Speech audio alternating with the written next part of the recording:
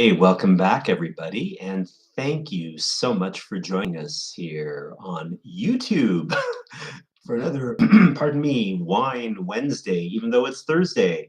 I'm Christian Laroche, a sales manager for Waldorf Wine Group, and I'm so glad you could join us. We've been doing this ever since May of 2020. We normally do this on Instagram, but they changed their policy a little while ago, and it's a bit of a shame. I've been going steadily. We pivoted online in May of 2020 to bring online content for Waldorf Wine Group to the web, um, and then very quietly, I guess Instagram said, no, if you don't have 1,000 subscribers, you can't do live videos. So we've been hovering at about 548, 550 subscribers or followers. And but we've jumped up recently. We're pushing 800 now and climbing. So if you haven't done so already, I do invite you to follow us. We'd love to have you join us here.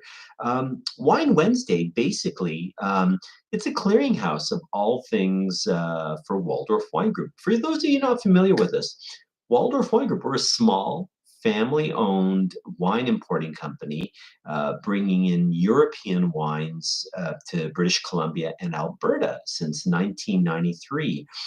We were founded by Andy Waldorf, still firmly at the helm. And we have a really super eclectic portfolio of European producers, everything from co-op cellars to small family estates, classified growth Bordeaux, domain bottled Burgundy, high-end German Riesling, ultra-traditional Riojas, organic Chianti, Brunello, Dolcetto d'Orleani, all sorts of really cool stuff, and at all price points too. So yeah, there's always lots of cool stuff in the portfolio. But like I say, we generally try wines that we are bringing into the market. Sometimes we'll try wines that we're thinking of bringing to market. We'll have some samples kicking around, and we'll kick the tires on that and talk a wee bit about that. Like I said, it's a fun place to do to participate with. We've been doing this every week now, and we'll get back to it. We are trying to pivot onto Substack currently. We're having a wee bit of an issue right now that the good folks at Substack are taking care of it for us, and we'll be back up once again probably next week, we hope. Going strong for another Wine Wednesday. I'm really excited because I'm sorry, I'm going through a bit of a withdrawal here. We do this every week. I look so forward to joining you here online. And we pivot. We have technology for better or for worse. Sometimes it works, sometimes it doesn't. So this is actually a run. I did a couple of test ones, and so we'll see what works and what doesn't work. But hey, we'll figure it all out. I'm really glad anybody who's here, who's joining us, um, can do so. Hey, I see our good friend David Lancelot there, loyal follower. Good to see you there, David. I got to watch this because everything moves differently on the webcam. So here's my thumbs up to you. Anyway. So we are trying actually, we've been trying to do this for about the last 3 weeks. So we're going to do it tonight. So, we're coming towards the tail end of summer, I guess. And, we're looking for wines that do well. We're still doing a lot of al fresco dining. There's still a lot of entertaining going on, barbecues, parties, open houses, weddings, pool parties, barbecues, that sort of thing. And we're looking for wines that do well, not just indoors, but also out on the patio, out on the deck, out around the pool, around the barbecue. Maybe at the beach, maybe at the cottage, what have you.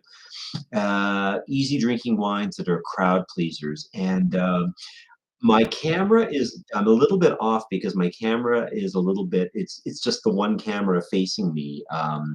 Normally I'm doing this on my cell phone, and I can flip the camera around, and we can look at the screen and things like that. We're gonna try it. I've been having a few issues trying to share screens, so we will try it. If it doesn't work, fine. I'll freestyle it here. But we're in Germany this week, and we are with one of our absolute favorite suppliers, good friend of ours whose wines we've been bringing in for years and years and years. A very dedicated promoter of high quality German wines, and he's been preaching the gospel of good German Riesling for years and years. Coming here to our shores here in British Columbia and Alberta, he loves coming here, visiting.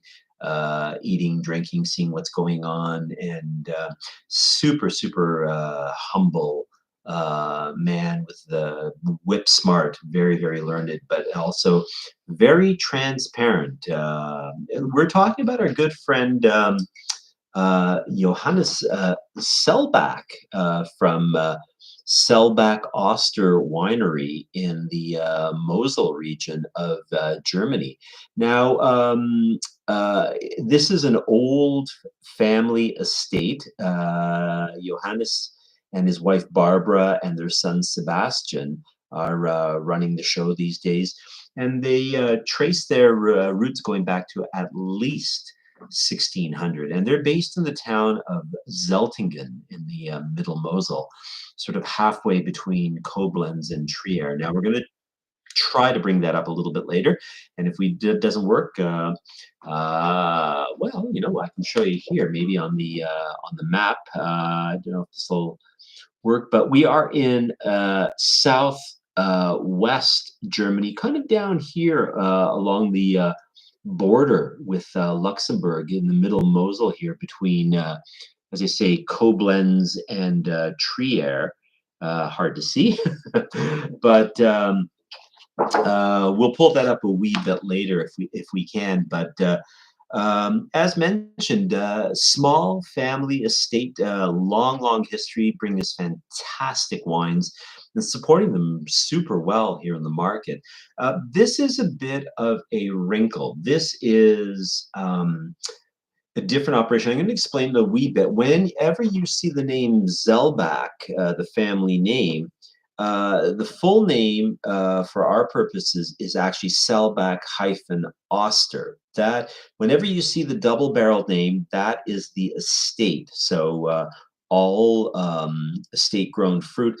This, when you see the singular Selbach, this is a bit of a different operation. What it is it's a sideline of wines that Johannes Selbach and his father Hans Selbach set up a number of years ago, called J&H, Johannes and Hans Selbach. And what they are is, it's generally either younger estate vines supplemented or completely sourced from contract growers throughout the Mosel.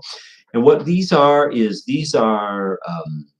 regional wines from the Mosel that offer superior price quality. So they give you really good regional representations throughout the entire range um, of just regular quality wines and quality wines with special attributes, Qualitätswein mit Pratica.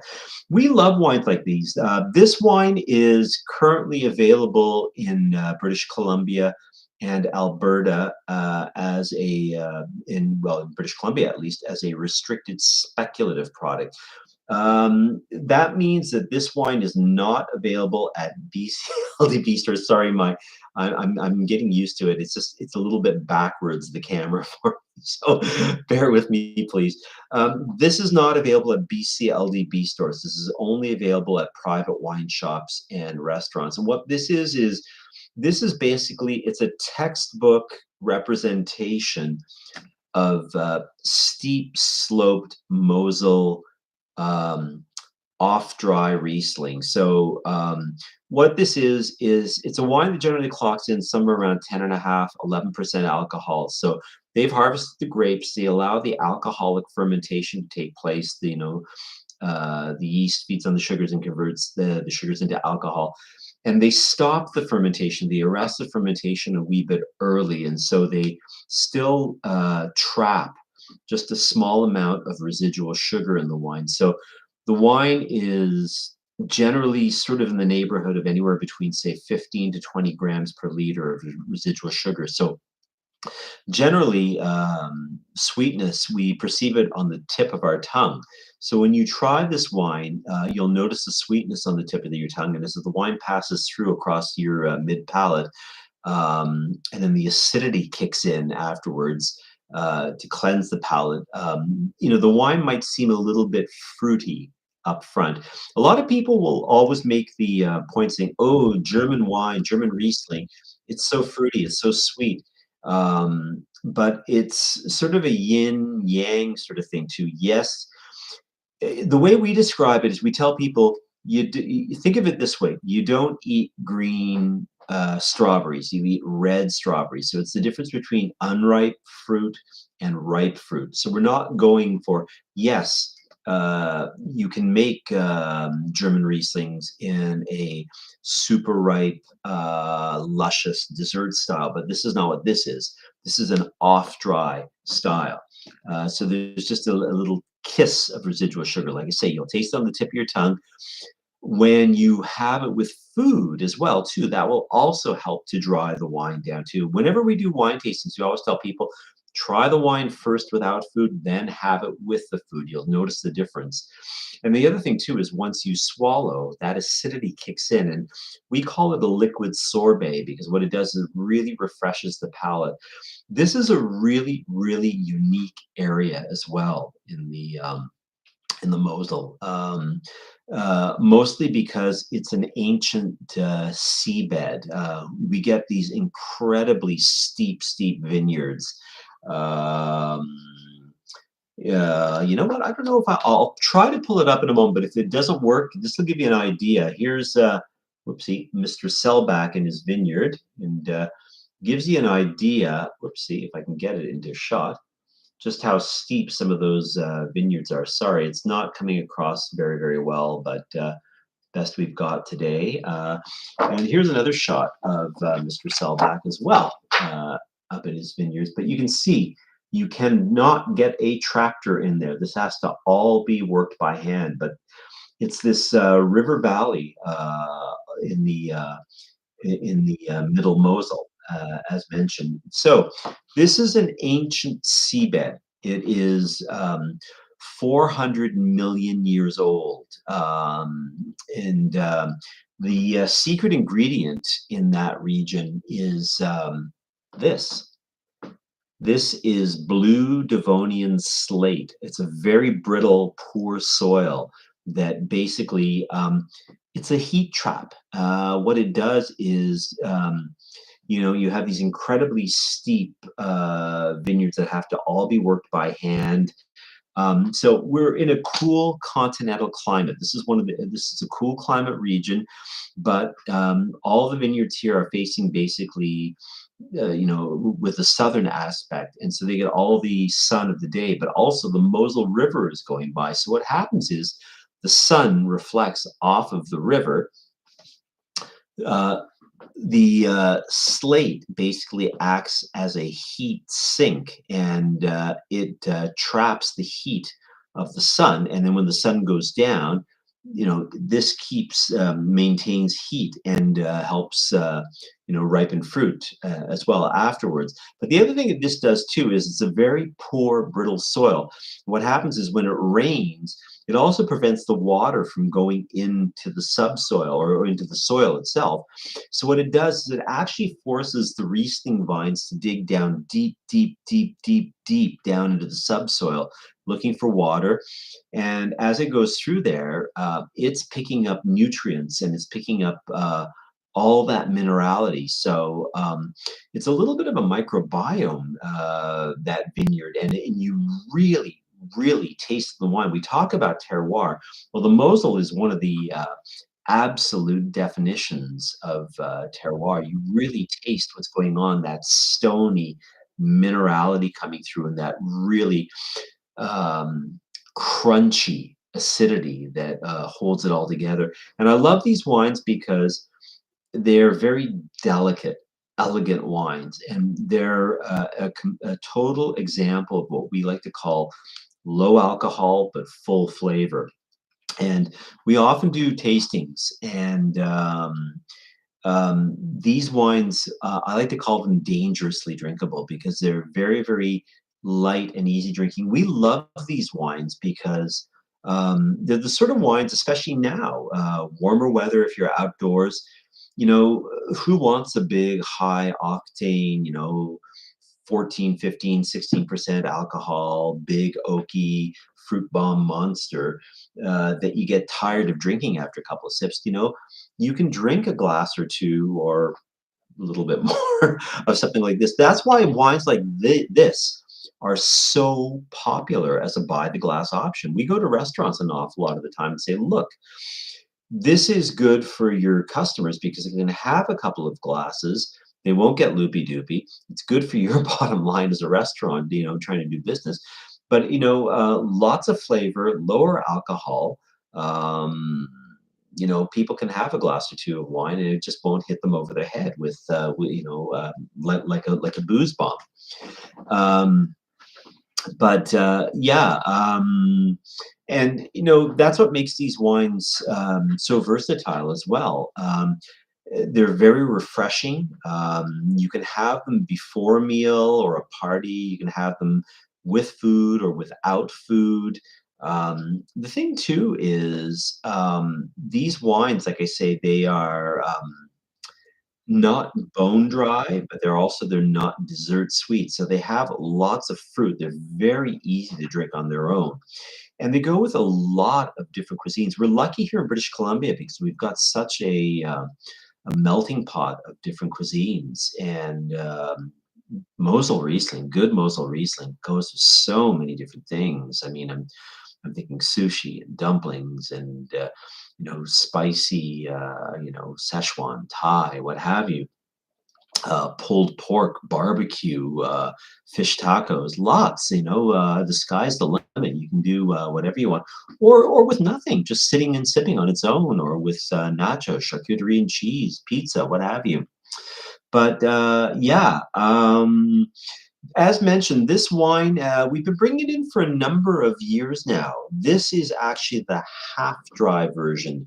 They also do a fully dry version, an incline dry, and we're going to be bringing that in this fall with a couple of retailers just to have a point of differentiation. So, we've got something for everyone, and that's the beauty of it. Um, this The Incline Riesling was designed basically. What it was Johannes Selbach's way of bringing uh, a regional Mosel Riesling that basically outshines everything else in and around that price point. This wine really, really over delivers. It's a textbook example of regional Mosel Riesling. So, and it honors, those impossibly steep sloped vineyards um, around the towns of Zeltingen and Graach and Valen and Peaceport and Erden and Erzig and Kinheim, where most of this is sourced in the Middle Mosel.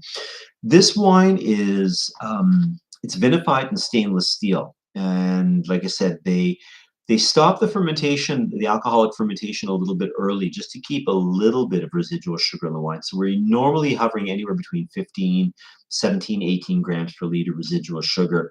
So you get a fruity wine with really vibrant, crunchy acidity.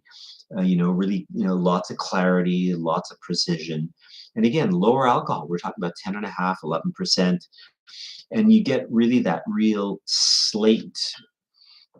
slate driven minerality, and you taste it in the wine. Like I said, it's like biting into a green apple, tart, steely, and it's such a great all arounder. I'm going to try something here. I'm going to see if I can pull this up. This may work, so please bear with me if it doesn't. If it comes up as a black screen, I'll just cancel it, but bear with me. I'm going to try a screen share, and we'll see what we can pull up. Now, I don't know if this is going to work. Let's try it. Now, I don't know if you can see this. If it comes up as a black screen, we shall see. Oh, hang on. Don't know if this is coming up right now. So, David, I don't know if you're there, and I don't know if they delay the messaging on this. Can you tell me, can you see this screen? Let me know. I'm curious, actually. This gives you an example of some of the, you can see actually the bridge. Hey, all right, good stuff, David. Hey, top shelf. Glad you can see it. So this is just behind Mr. Selbach's house in the. This is the Kingdom of Heaven vineyard, Himmelreich. You can see how steep the slopes are, and then behind there is that bridge that they built. I'm just going to scroll down a wee bit. Oh, maybe I won't here on the screen. Give me a second, and then. There we go. That gives you an idea yet again of some of the vineyards. This is done more towards the fall. We're tasting the 2022 vintage, which is currently in the market.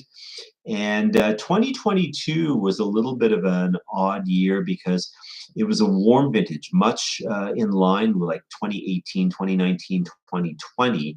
And then we went back to a classic vintage in 2021. All 2018, 19, and 20 were heat wave years. 2022 was pretty much a heat wave drought year as well, too. But what ended up happening is a lot of growers were worried and they started harvesting the grapes sort of towards the end of August. But what ended up happening was around about the end of August and beginning of September, they got some cooling rains, and it kind of saved the harvest. This will give you an example of some of the slate in the soil. That's more of the blue Devonian slate. You can see how poor that is. Do I have another one here? Oh yeah, this gives you an idea of just how steep the vineyards are. Look at that. You have to be a billy goat. That is definitely a thigh master in the making, but check it out. You can definitely not get a tractor in there. But yeah, 2022, some rain towards late August, early September extended, gave the Riesling grapes a little bit more hang time and helped give the grapes a little bit more phenomenological ripeness as well. So really nice wines. And didn't get overly baked in the vineyard, thankfully. So, sorry, I'm a little bit out of my element here right now, too. Like I said, this is a little bit foreign to me right now. So, you know what? I think this might be a great time to give the wine a try.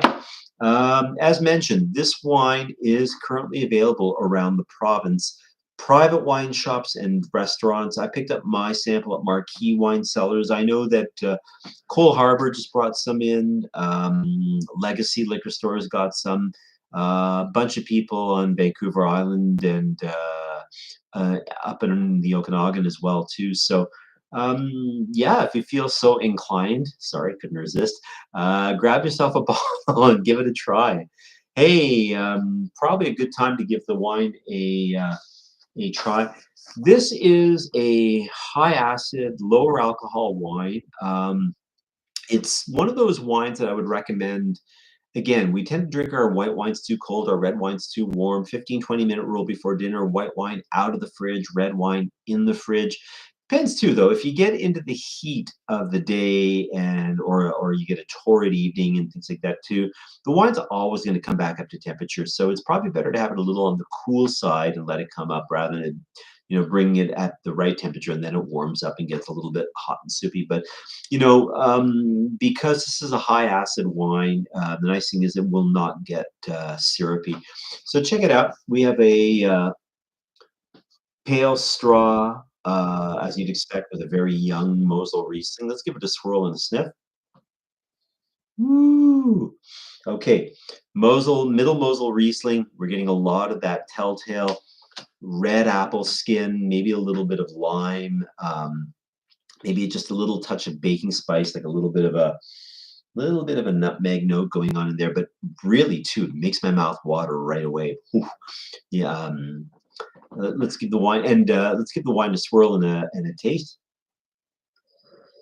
Mm, mm,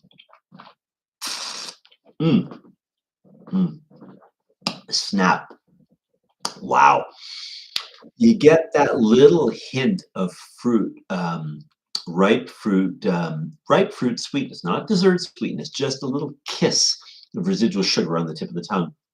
And then as it flows across the mid palate, I'm picking up a little bit more of that minerally note. It's a little, almost a little bit like having, I don't know how to describe it, red apples, um, and almost like a wet stone note to it. It's hard to describe.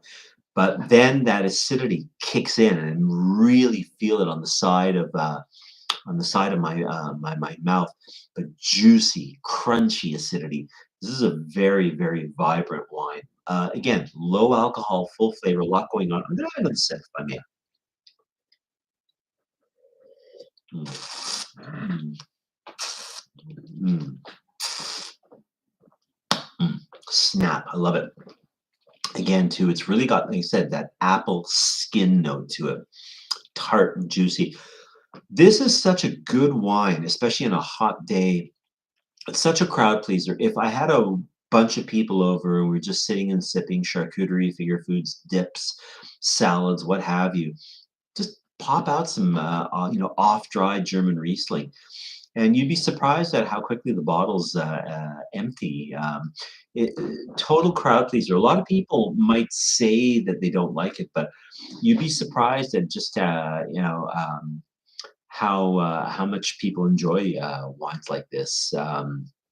Yeah, and again, so versatile with the cuisine that we have here. You know, of different origins. This is a fantastic, like I said, fantastic sushi wine, dumpling wine, ribs, pulled pork. We have done so many events with Southern barbecue, whole hog, pulled pork, and that sort of thing with the CAPS BC, and before that it was the International Sommelier Guild, and with Mr. Selbach, he loves to eat. And we've done some brilliant tastings. But yeah, these are just so food friendly, these wines. And yeah, so I do recommend if you haven't tried it before, check out some Incline. This is the half dry version, which is currently available on the market. We'll be bringing a dry version in this fall as well, just for a point of differentiation. But lots of cool wines. If you're interested in anything, we have loads of wines in from Selbach and Selbach Oster.